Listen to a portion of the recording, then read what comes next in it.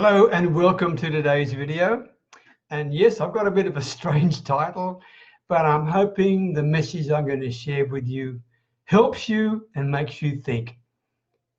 My topic for today is called Learning a Tough Life Lesson from Rain Boots, right? Learning a tough life lesson from rain boots. You might think, what in the heck is this all about? Okay. Let me share with you this. I really wanted to talk about a secret tool that everybody has, including you, but very few people are using that tool in their communications.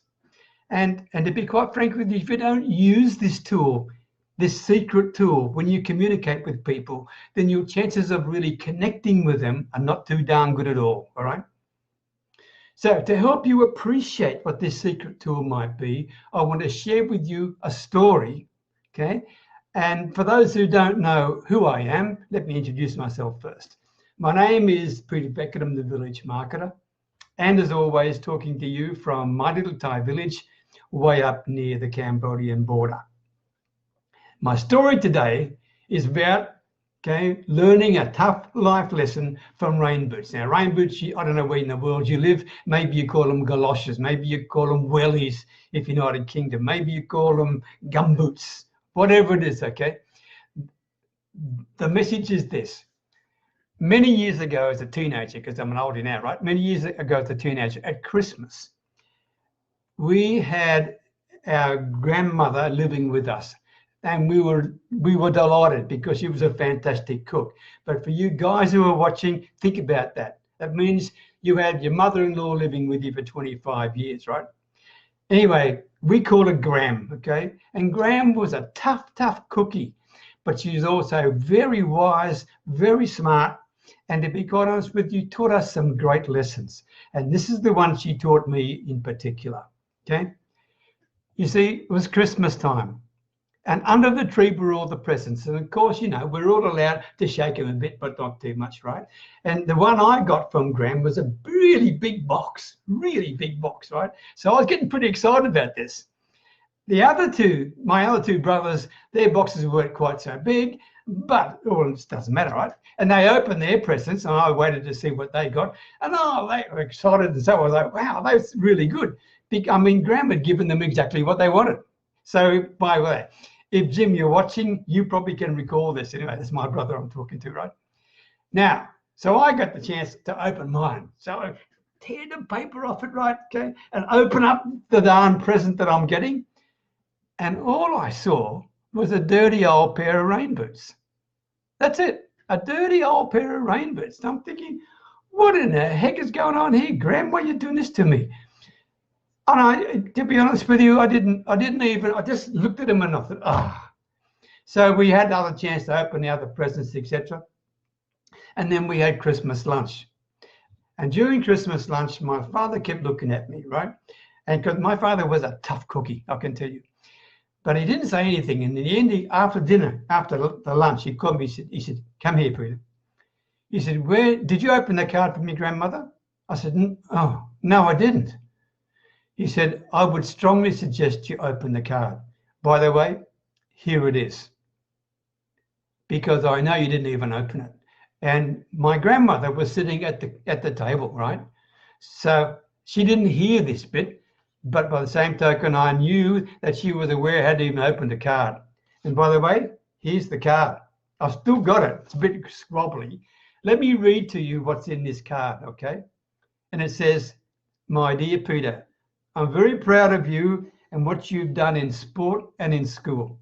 I mean, I was a teenager, 14 or 15 at this stage, right? With all your success comes the need to value what you have. Try on these rain boots and then see how you feel. Merry Christmas, Graham. Okay? I thought, what's going on here? So I went back down under the tree and I thought, okay, so I got the first rain boot and put it, and I couldn't get in altogether because something was stopping it there at the end. I put my hand in the boots, right? And I actually pulled out of the boots a box.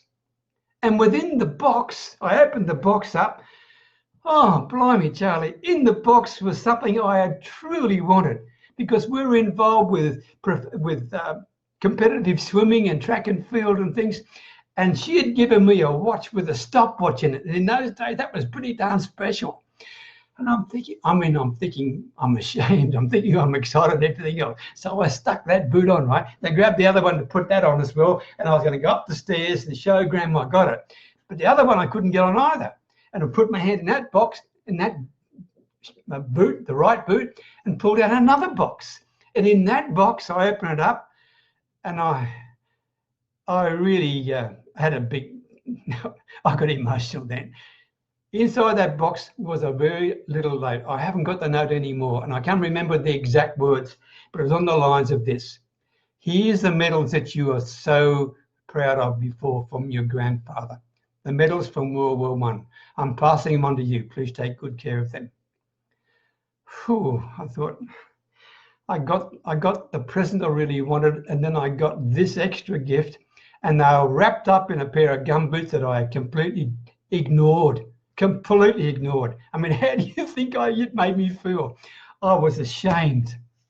I was excited. I was lost for words. I went upstairs, and I told you before, my gran was pretty tough cookie, right? And I just gave her a hug, which is pretty rare for her. She didn't really like that sort of stuff. And she just said, I hope you learned a lesson.